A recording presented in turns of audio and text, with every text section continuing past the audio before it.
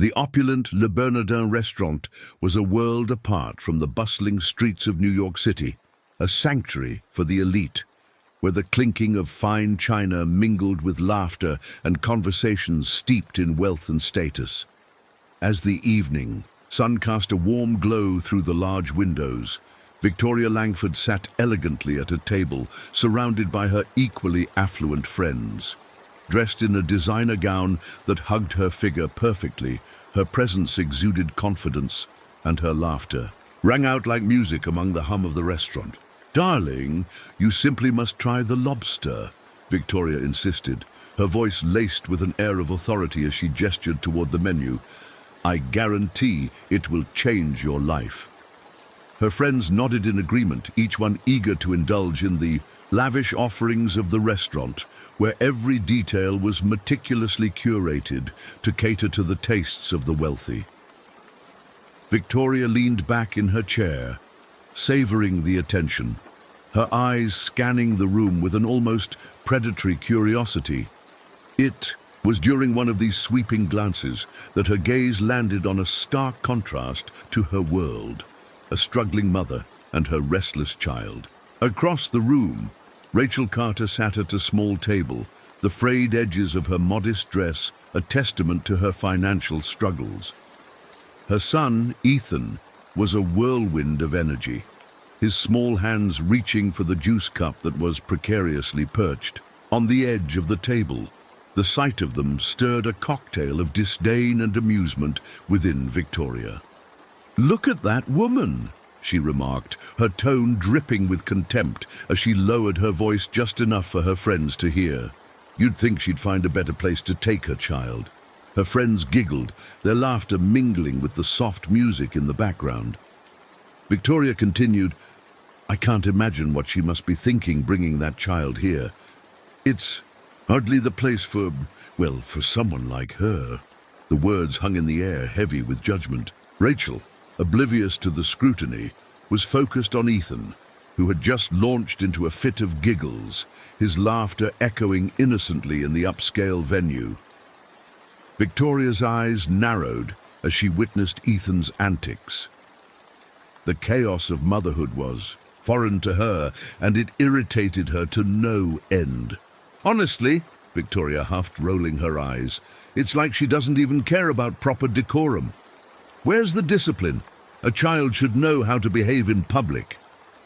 Her friends nodded, some rolling their eyes in agreement, while others glanced at Rachel with barely concealed scorn. Victoria's disdain grew with every passing moment, a tempest brewing inside her as she continued to observe the pair. As Rachel attempted to calm Ethan, who was now fidgeting in his seat, Victoria felt a surge of superiority. "Some people just don't know how to raise their children," she declared, her tone reflecting her privileged upbringing. "It's almost sad to witness." Meanwhile, Rachel was doing her best to maintain her composure. She could feel the weight of the restaurant's atmosphere pressing down on her, a stark reminder of the world she didn't belong to. As she tried to soothe Ethan, who was now whining for more juice, her heart raced with anxiety.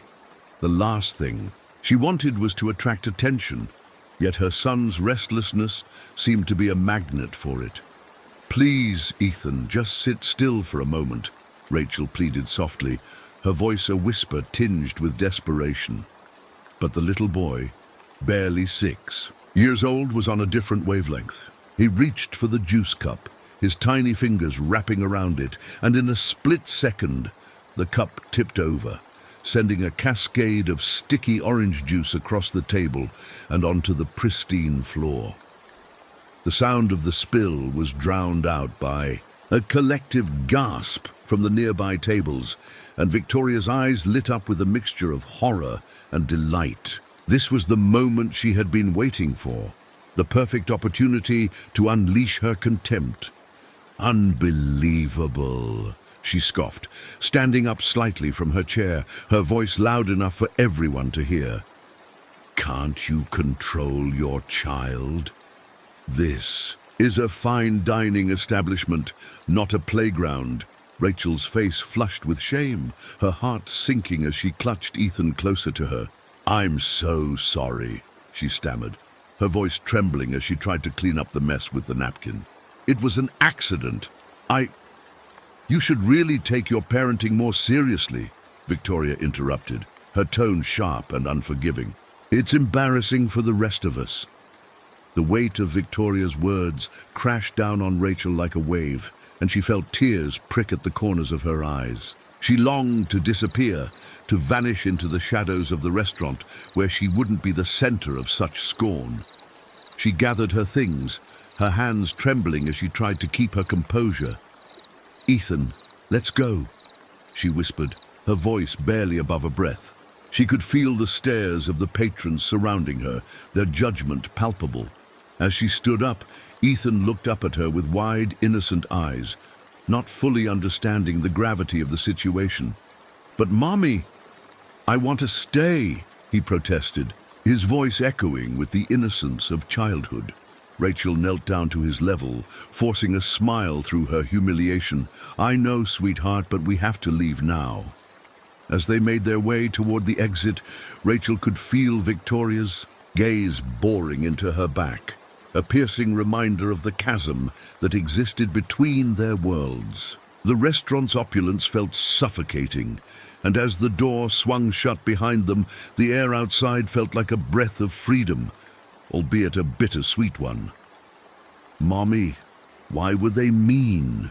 Ethan asked, his small hand clutching hers tightly. Rachel swallowed hard, trying to mask her hurt.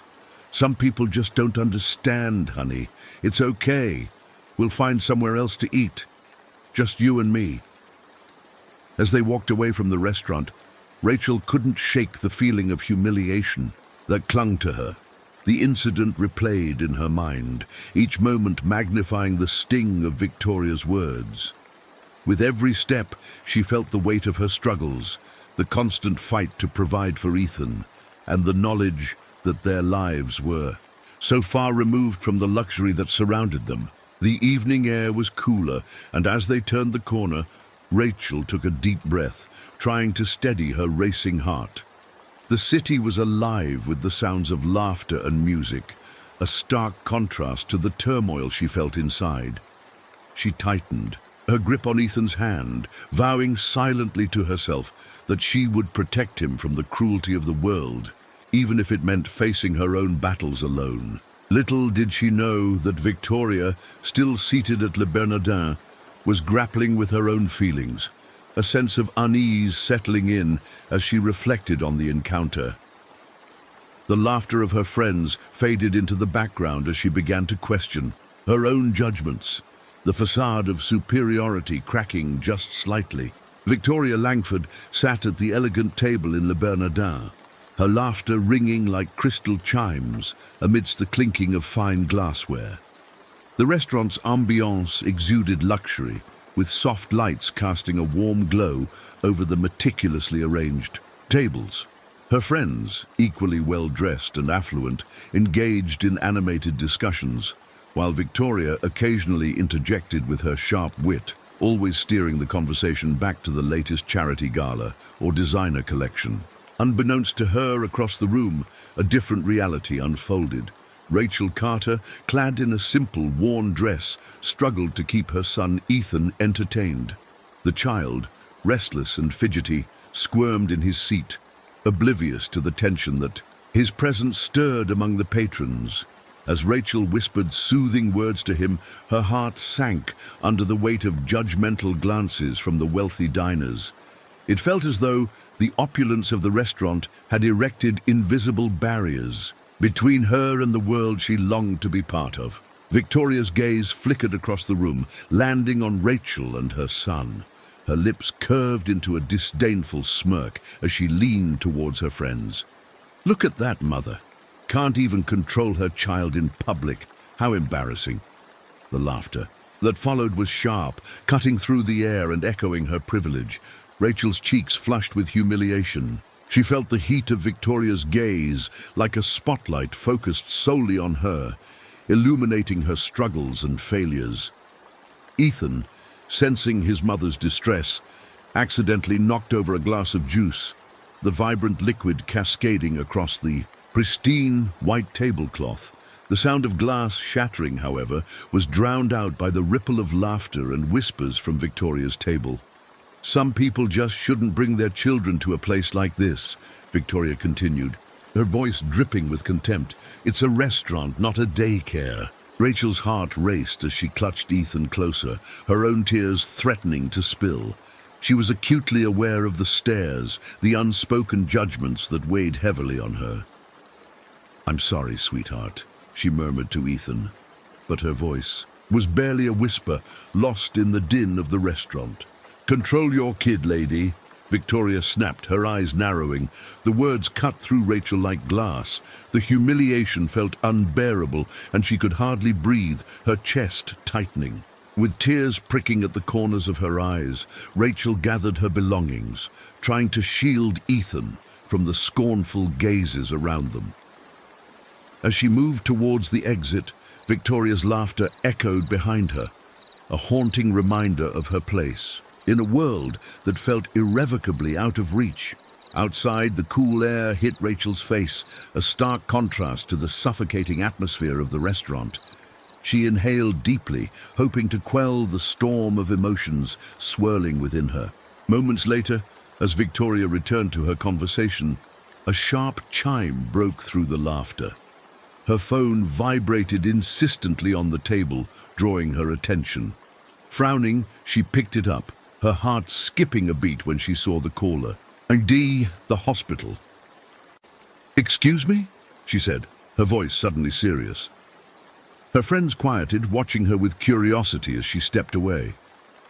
"Hello," she answered, her voice steady but with an undercurrent of anxiety. "Ms. Langford, this is the emergency department calling. We have your daughter Sophie here.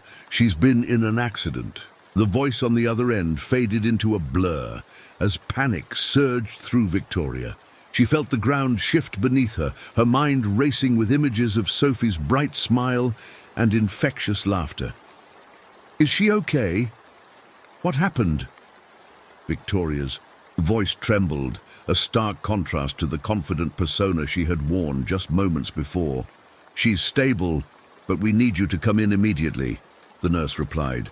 "We'll provide you with all the details once you arrive." Victoria felt a wave of nausea wash over her. She hung up, her hands shaking as she turned back to her friends, the laughter and chatter now muted in her ears. "I have to go. Sophie's been in an accident." "Goodness, what happened?" one friend asked, concern etched on her face. "I don't know, I have to go." Victoria dashed out of the restaurant, her heels clicking against the pavement, each step echoing her mounting dread. The city around her blurred into a kaleidoscope of lights and sounds, but all she could think about was Sophie. Arriving at the hospital, she rushed through the sterile white corridors, her heart pounding in her chest. The antiseptic smell stung her nostrils, and the fluorescent lights above felt harsh and unforgiving. She reached the emergency room, her breath coming in quick gasps. "Where is my daughter?" she demanded, her voice rising in urgency. A nurse pointed her towards a room at the end of the hall. As she entered, Victoria's heart shattered at the sight of Sophie lying on the hospital bed, a bandage wrapped around her head. Monitors beeped rhythmically, the sound a stark reminder of the fragility of life. Victoria rushed to her side, taking her daughter's hand in her own, feeling the warmth through the thin fabric of the hospital gown. "Sophie, sweetheart, I'm here," she whispered, her voice trembling. Tears streamed down her face as she stroked Sophie's hair back from her forehead. The sight of her daughter, vulnerable and hurt, felt like a gut punch. In that moment, the weight of her earlier actions pressed down on her. She recalled her disdain for Rachel, the judgment she had cast so easily. What did it matter now? Sophie's well-being was all that mattered, and the world of privilege and disdain seemed so trivial. "Mom?" Sophie's voice was weak, but it filled Victoria with relief. "I'm here, baby. I'm right here." Victoria leaned closer, her heart aching for the pain her daughter had endured. "You're going to be okay, I promise." As she held Sophie's hand, a familiar figure appeared in the doorway. Rachel Carter, her face pale and drawn. Rachel's eyes darted around the room, landing on Ethan's empty seat beside her before finally resting on the scene before her. I'm sorry," Rachel stammered, her voice barely above a whisper. "I didn't know." Victoria looked up, surprised to see her. Their previous encounters flashed through her mind, and for the first time, she saw Rachel not as a figure of scorn, but as a mother, just like her, filled with fears for her child. "Ethan, he had an allergic reaction," Rachel continued, her voice trembling. "He's in a separate room. I just wanted to make sure he was okay." Victoria swallowed hard, the reality of their situations crashing together. They were both mothers, bound by the same fears, and yet they had been on opposite sides of a chasm of privilege and contempt. "I'm sorry too," Victoria said, her voice breaking. "I was cruel. I didn't understand." Rachel's eyes widened in surprise, and for a moment the air between them shifted. Understanding began to bridge the gap that had once felt insurmountable. "I just wanted to protect him," Rachel whispered, tears brimming in her eyes. Victoria nodded, her heart aching for both of them. "We're both scared," she admitted, her voice raw with emotion. "And I've been so blind to that." In that small hospital room, the weight of their shared experiences began to forge an unexpected connection. The judgments and contempt that had once defined their relationship felt distant now, overshadowed by the vulnerability of motherhood and the fragility of life. Victoria Langford sat in the sterile hospital room, the antiseptic smell a stark reminder of the fragility of life. Her gaze lingered on her daughter, Sophie, who lay motionless on the bed, the rhythmic beeping of the machines surrounding her filling the silence with an unsettling cadence. The sight of her child's small frame, bruised and bandaged, sent pangs of guilt coursing through Victoria's heart. She had been so consumed by her own world, her own needs, that she had failed to recognize the weight of her judgments, especially towards others, like Rachel Carter. As she leaned closer to Sophie, brushing a stray hair from her daughter's forehead, Victoria's thoughts drifted back to the restaurant. The memory of Rachel, the way she had clutched her son Ethan, the desperation in her eyes, was now etched in Victoria's mind. How easy it had been to dismiss Rachel as simply another struggling mother, a nuisance to her evening of cocktails and laughter. But now, in the cold light of the hospital, surrounded by the harsh reality of her daughter's accident, Victoria began to understand the true magnitude of her contempt. "Why was I so cruel?" she whispered to herself, her voice barely audible, over the hum of the machines. What did I know of her life, her struggles? Nothing. The guilt gnawed at her, a relentless reminder that she was not just a bystander in this world, but a participant whose actions had consequences. She thought of the judgment she had cast upon Rachel and felt a wave of shame wash over her. That woman was not just a reflection of hardship. She was a mother, much like Victoria, who would do anything to protect her child. "Mommy?" Sophie stirred, her voice weak but filled with love. "Is that you?"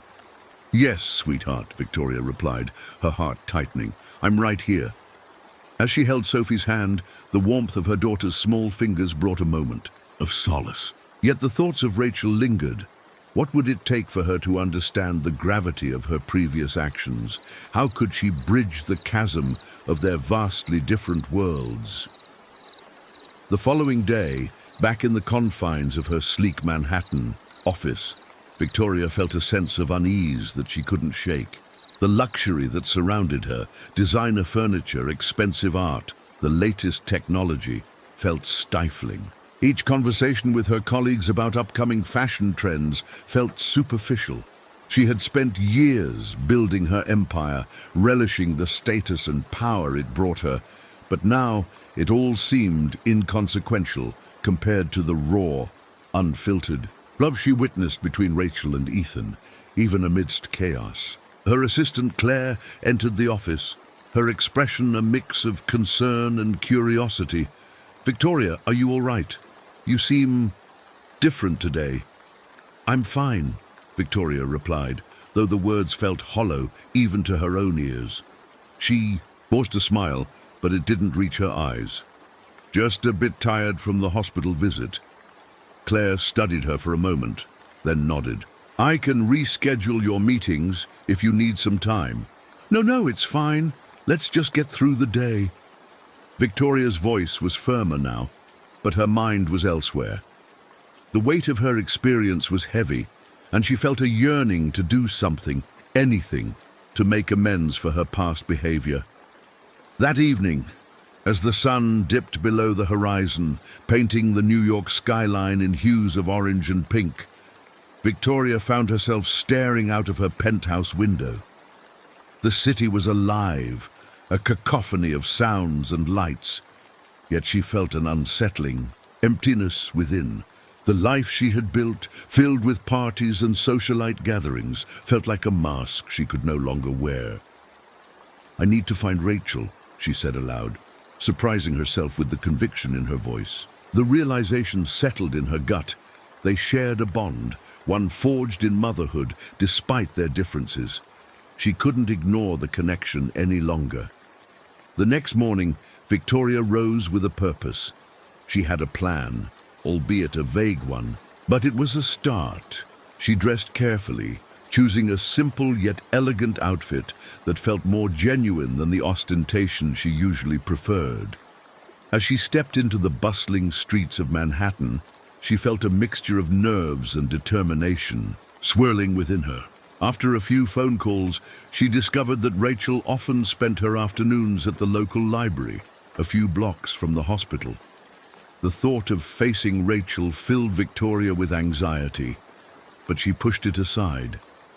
This was about more than her fears. It was about making things right. As she approached the library, Victoria took a deep breath, steeling herself for what lay ahead. The building was old but charming, filled with the musty scent of books and a sense of calm that enveloped her as she stepped inside. She scanned the room, her heart racing as she finally spotted Rachel at a small table in the corner, surrounded by a pile of children's books. Rachel was absorbed in a story, her expression softening as she read aloud to Ethan, who was perched on a chair, his eyes wide with wonder. The sight struck Victoria deeply, a stark contrast to the image she had so carelessly judged just days before. "Excuse me," Victoria said, her voice tentative as she approached the table. Rachel looked up, surprise flickering across her face, followed by a guarded expression. "What do you want?" Rachel asked, her tone defensive, as if bracing herself for another attack. Victoria hesitated, suddenly feeling the weight of her previous arrogance. "I came to apologize. I was cruel to you at the restaurant. I judged you without knowing anything about your life." Rachel's brow furrowed. "An apology doesn't change what happened, Victoria. You made me feel like I was less than human." "I know," Victoria replied, her voice earnest, "and I can't take that back, but I want to understand, truly understand what you go through. I want to help if I can. You deserve that much." Rachel regarded her with skepticism, her eyes narrowing slightly. "Why now? Why would you want to help me after how you treated me?" "Because I've realized that my life, my privilege, has blinded me to the realities others face. I'm not proud of who I was, and I want to be better," Victoria confessed, her heart racing. "Please, just give me a chance to show you that I mean it." Silence hung between them, thick with tension. Rachel's gaze softened slightly, but the wariness remained. "I don't know if that's possible," she said finally, her voice quieter now.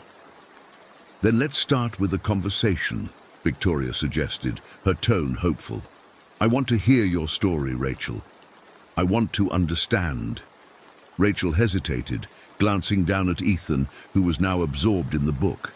Finally, after what felt like an eternity, she nodded slowly. Okay, I'll listen, but you have to promise to be honest. I promise, Victoria said, feeling a flicker of hope ignite within her.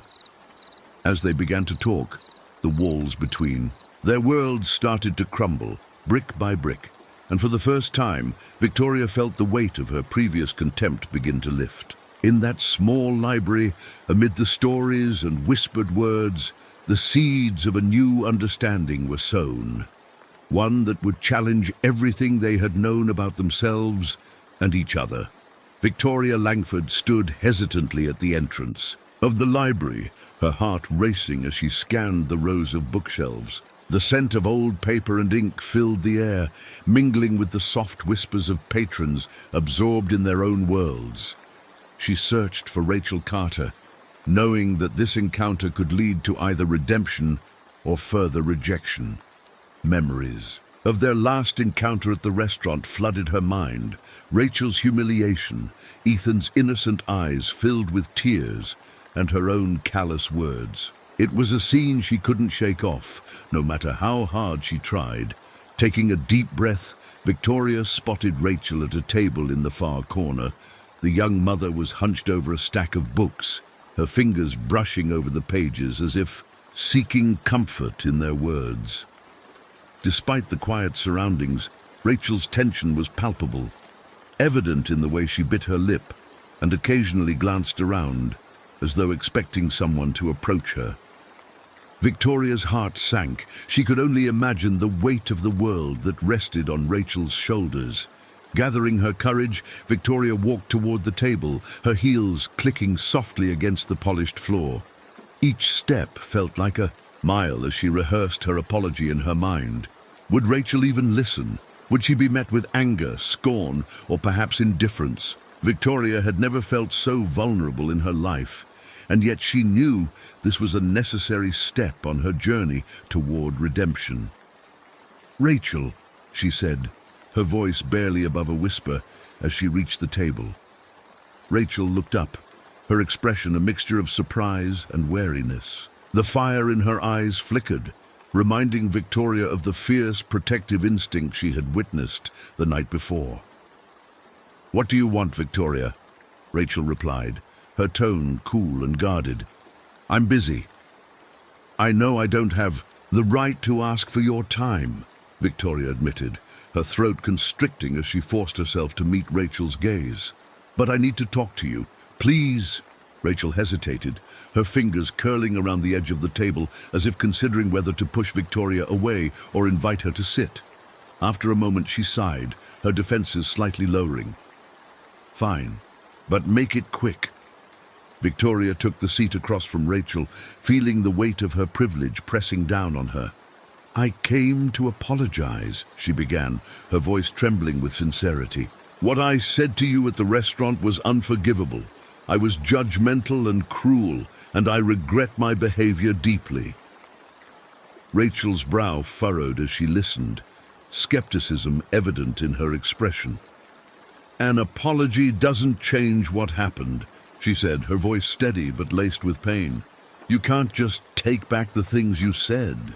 "I know," Victoria replied, her heart aching, "but I want to do more than just apologize. I want to help you. I want to support you in any way I can." "Help me," Rachel repeated, her voice rising slightly. "With what? Your money? Your connections? What do you think I am, some charity case?" "No, that's not what I meant," Victoria said, her tone urgent. "I don't see you that way. I see a mother trying her best to provide for her son. I want to offer you a job, something meaningful, a way for you to support yourself." Rachel's eyes narrowed, suspicion clouding her features. "And why would you want to do that? Is it out of guilt, or do you think you can just buy your way into a better person?" Victoria flinched at Rachel's words, the sting of truth resonating in her heart. "You're right," she confessed, her voice low. "I'm not here to buy your forgiveness. I'm here because I've realized that I need to change. I've spent so long living in my bubble of privilege, thinking I was better than everyone else. I was wrong. I want to understand what you go through, to learn from you." Rachel crossed, her arms, her skepticism unwavering. You can't just flip a switch and become a better person overnight. It takes time, and you have to really mean it. I understand that, Victoria said earnestly, leaning forward. I'm willing to put in the effort. I want to learn from you and support you, not out of pity, but out of respect for the strength and resilience you embody. I know I've made mistakes, but I want to make things right. There was a long silence as Rachel studied Victoria's face, searching for any hint of insincerity. Victoria could feel the weight of Rachel's gaze, the scrutiny that made her feel exposed. Finally, Rachel spoke, her voice softer but still guarded. What kind of job are you talking about? I run a fashion company, Victoria explained, her pulse quickening as she saw a flicker of interest in Rachel's eyes. I want to start an initiative to support single mothers. I need someone who understands the struggle, someone who can help shape the project and make it meaningful. I want you to be that person. Rachel raised an eyebrow, her expression skeptical yet intrigued. You want me to help you with your company, just like that? Yes, Victoria replied, her tone earnest. I believe you have valuable insights that can help us create something impactful. I want to create a space where women like you can find support and empowerment. But I can't do it alone. Rachel leaned back in her chair, contemplating the offer. And what's in it for you? Honestly, Victoria said, her shoulders dropping as she spoke with vulnerability. I need to learn. I need to understand the world beyond my privilege. I want to make a difference, even if it's small, and I can't do that without someone like you. Rachel's expression softened slightly, but the skepticism remained. I don't know, Victoria. It feels too good to be true. What if this is just a phase for you? I promise you it's not, Victoria replied, her voice steady. I've seen the consequences of my actions, and I want to change. I want to be better, not just for you, but for myself and my daughter. I want to show her that compassion and empathy matter more than status and wealth. Rachel's heart ached at Victoria's admission. The vulnerability in her voice resonated with her own struggles and fears. I need to think about it, she finally said, her tone cautious. Of course, Victoria replied, relief flooding through her. Take your time. I'll be here whenever you're ready to talk. As Victoria stood to leave, she felt a glimmer of hope. Perhaps this was the beginning of something transformative for both of them. She glanced back at Rachel, who was now staring at the table, lost in thought. Thank you for listening, Victoria said softly before walking away, her heart lighter than it had been in a long time. Rachel watched her leave, torn between skepticism and the tiniest flicker of hope. Could she really trust Victoria? Or was this just another empty promise from someone who had always been on the other side of the tracks? As she gathered her belongings, Rachel felt a whirlwind of emotions, fear, anger, and an unexpected curiosity about what the future might hold. For the first time in a long while, Rachel allowed herself to dream of possibilities, of a life where she wouldn't have to struggle alone. But the scars of her past whispered caution, reminding her that trust was not easily given. She resolved to take her time to protect her heart while considering a path that might lead to healing and collaboration. The library buzzed with life around her, but Rachel's thoughts were consumed by the conversation she had just experienced. A chance encounter had sparked a flicker of hope, and she couldn't ignore it. As she stepped outside into the bustling streets of New York City, Rachel took a deep breath, feeling the weight of her decision settle on her shoulders. The journey ahead was uncertain, but for the first time, she felt a sense of agency over her own life. Victoria Langford sat at her sleek, modern desk, the sunlight filtering through the large windows of her fashion company's headquarters. The city sprawled beneath her, a vibrant tapestry of life, yet she felt oddly detached from it all. An idea had taken root in her mind, one that promised to bridge the chasm between her world and the one Rachel Carter inhabited. She picked up her phone and dialed Rachel's number, her heart racing as she waited for the call to connect. When Rachel answered, her voice was cautious, filled with a mix of hope and doubt. "Hello? Victoria?" "Rachel, I've been thinking," Victoria began, her voice steadying as she spoke. "I want to create an initiative within my company to support single mothers, mothers like you. I believe it could make a real difference." There was a moment of silence on the other end, and Victoria could almost hear Rachel's mind racing. "What do you mean?" Rachel asked, skepticism creeping into her tone. "I want to hire you as the first employee. You could help me design programs that provide job training, mentorship, and resources. This could be a chance for you to gain stability, to help other mothers like you," Victoria explained, her words tumbling out in a rush. Rachel took a breath, processing the offer. "It sounds too good to be true. Why would you want to help me?" Victoria bit her lip, the weight of her past contempt heavy on her heart. "Because I realized I was wrong about so many things, and I want to make amends. This isn't just about you, Rachel. It's about changing lives, changing mine too." "I need time to think about it," Rachel replied, her voice still uncertain but softer now, almost vulnerable. "Of course. Take all the time you need. Just know that I genuinely mean this," Victoria said, feeling a sense of relief wash over her. They ended the call, and Victoria leaned back in her chair, a sense of purpose filling the void that had lingered since her confrontation with Rachel. Over the next few days, Victoria poured herself into developing the initiative. She envisioned workshops where single mothers could learn skills, ranging from finance to self-care, fostering a community of support and empowerment. Her excitement was palpable, yet she knew the road ahead would be fraught with challenges. Meanwhile, Rachel sat in her modest apartment, the weight of Victoria's offer heavy on her mind. She looked at Ethan, who was playing with his toys on the floor, his laughter ringing through the small space. Could she really take this leap? Was it worth the risk? "Hey, buddy," she said, sitting beside him. "What do you think about Mommy going to work for a nice lady who wants to help us?" Ethan's eyes sparkled with innocence. "Will you be home for dinner?" Rachel smiled, brushing her fingers through his hair. "I hope so. But even if I'm not, it could mean better things for us. A chance for us to be happy." "Okay," Ethan exclaimed, his enthusiasm contagious. Rachel knew she had to consider this opportunity seriously. After a week of contemplation and encouragement from her friends, Rachel finally called Victoria back. "I'll do it," she said, her voice trembling slightly. "I'll join you." Victoria's response was immediate and filled with warmth. "That's wonderful, Rachel. We'll make this work together."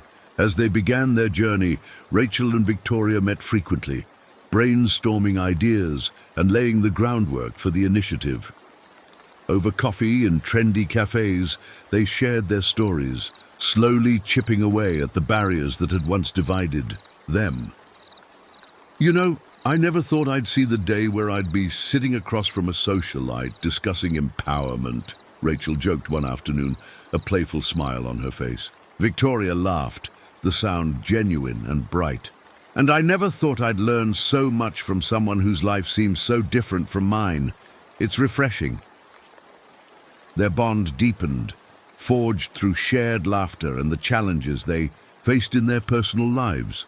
Rachel opened up about her struggles as a single mother, the constant balancing act of work and parenting, while Victoria shared her own insecurities, feeling the weight of expectations that came with her wealth and status. One afternoon, as they sat in a small conference room, Rachel looked at Victoria with determination.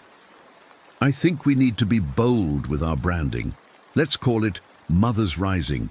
It captures the spirit of what we're doing." "Absolutely," Victoria agreed, her eyes lighting up. "It's perfect. It speaks to resilience and strength." As the initiative began to take shape, they started planning a launch event. Victoria's connections in the fashion industry would help draw attention, and Rachel's grassroots perspective brought authenticity. They worked tirelessly, fueled by a newfound camaraderie. However, not everyone was supportive of their vision. During a meeting with potential investors, Victoria presented the initiative passionately, outlining the impact it could have on the community. But when one investor, a sharp-dressed man with an air of superiority, interjected, the atmosphere shifted. "Victoria, this sounds admirable, but let's be honest, it's not a profitable venture. How do you expect to sustain this?"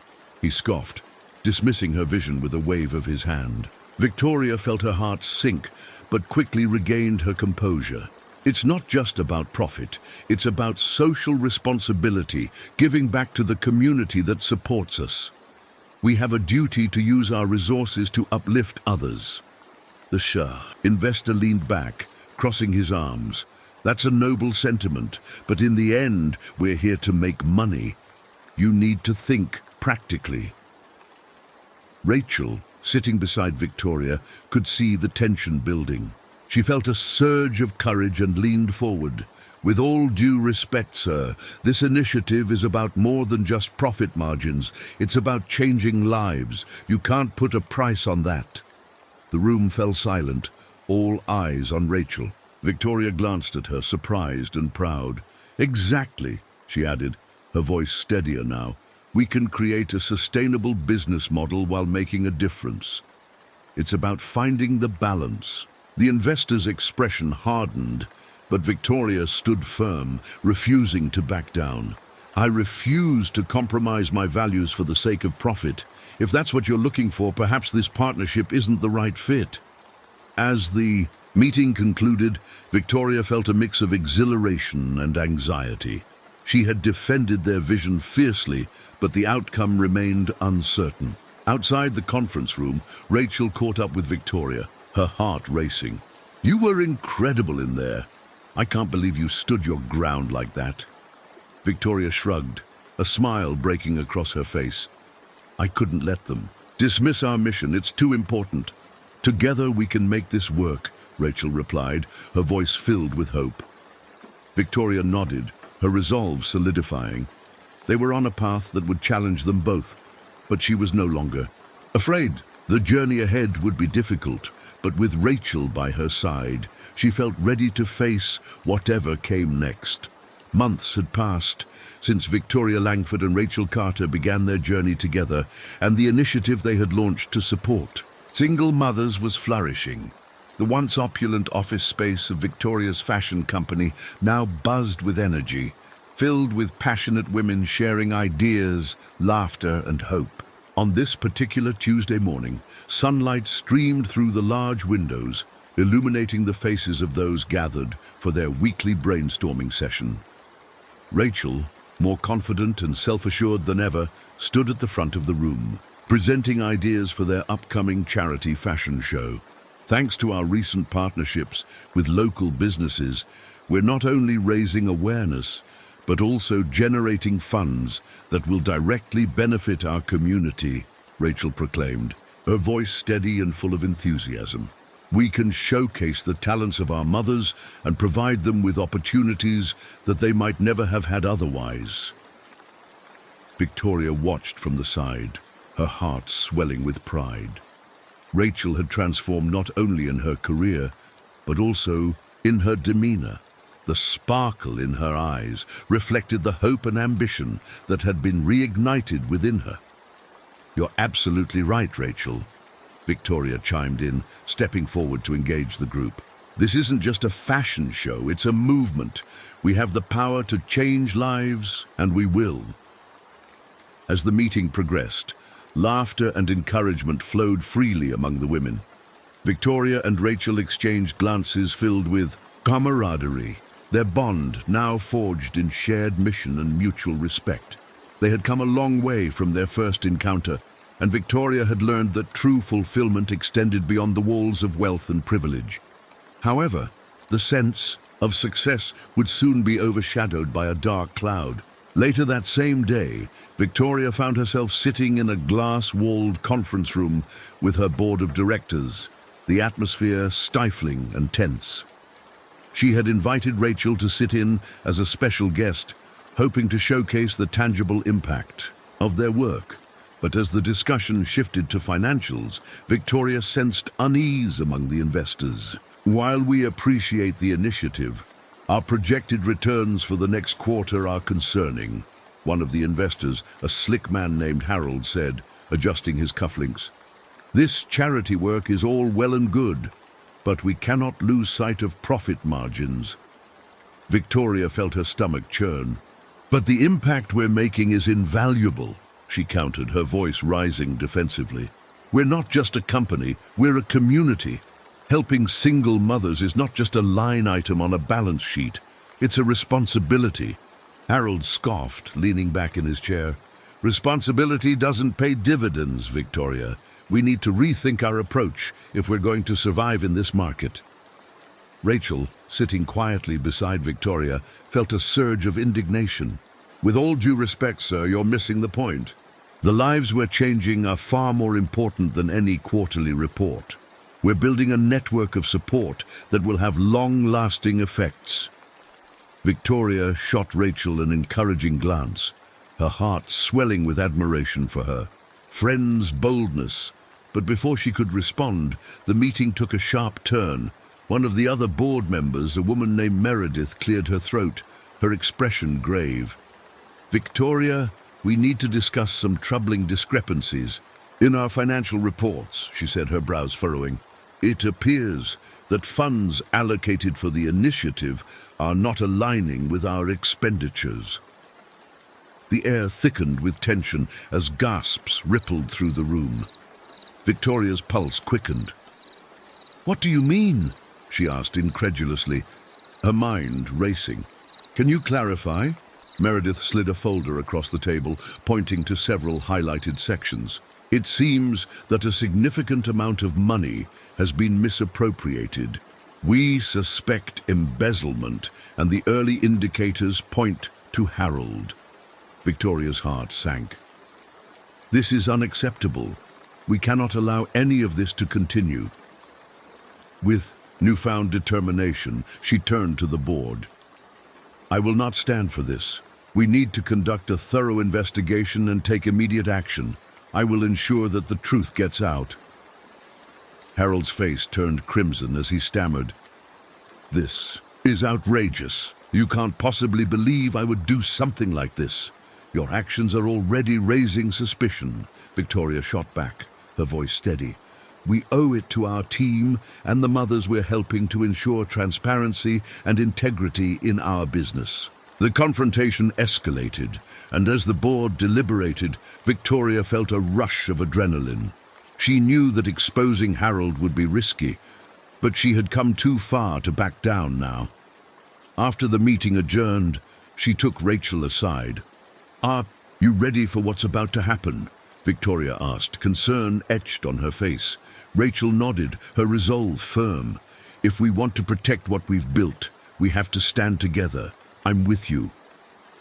With Rachel's support, Victoria gathered the evidence needed to present to the authorities. It was a nerve-wracking process, filled with sleepless nights and relentless anxiety. But as they worked together, their bond deepened, fortified by a shared purpose. When the day of reckoning finally arrived, Victoria stood before the board, once more her heart pounding. The atmosphere was charged with tension, and the room felt smaller than it had before. She took a deep breath and began her presentation, laying out the evidence of Harold's wrongdoing with unwavering confidence. Ladies and gentlemen, I stand before you not just as the CEO, but as someone who believes in the integrity of our mission. Victoria began, her voice steady. What we are doing matters. We cannot allow anyone to undermine the lives we are changing. I have gathered evidence that clearly shows financial misconduct, and I urge you to act decisively. As she displayed the documents, she could see the expressions of shock and disbelief wash over her colleagues. Harold's face paled, and he struggled to maintain composure as the weight of the accusations bore down upon him. "Victoria, this is absurd," he protested, but his voice lacked the conviction it once had. "No, Harold," she replied, coolly. "What's absurd is the idea that we could allow corruption to taint our mission. The mothers we support deserve better, and we will not let this go unchallenged." With the board members now on her side, Victoria felt a wave of relief wash over her. Conversations swirled around the room as they discussed the next steps, and soon it was clear that Harold would face legal consequences for his actions. As Victoria left the meeting, Rachel was waiting outside, her eyes shining with pride. "You did it, Victoria," she said, embracing her tightly. "You stood up for what's right." "I couldn't have done it without you," Victoria replied, feeling the warmth of their friendship envelop her. In the aftermath of the confrontation, Victoria was celebrated for her courage, and their initiative gained even more traction. Within the community, women rallied around Rachel and Victoria, inspired by their determination and resilience. On a sunny afternoon, as they prepared for their charity fashion show, Rachel turned to Victoria, her voice filled with emotion.